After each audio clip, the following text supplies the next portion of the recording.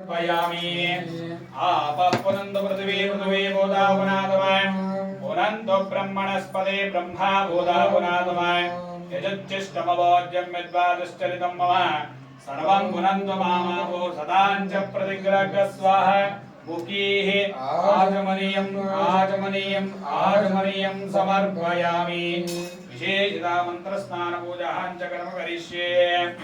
ओम गंगे जमुने चैव गोदावरी सरस्वती नर्मदा सिन्धु कावेरी जलेऽस्मिन् दोर मंत्रस्नानां समर्पयामि। मंत्रस्नानानन्तरेण विशेषितः श्री बालविनायक स्वामिनः नूतन वस्त्रं समर्पयामि।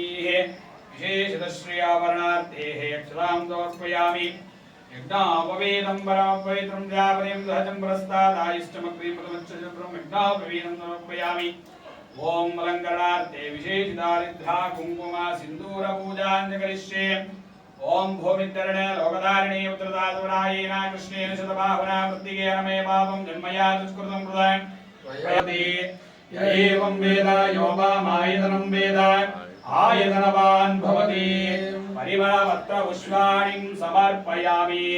अथ श्रीमन् बालविनायक स्वामी देवताभ्यो नमः।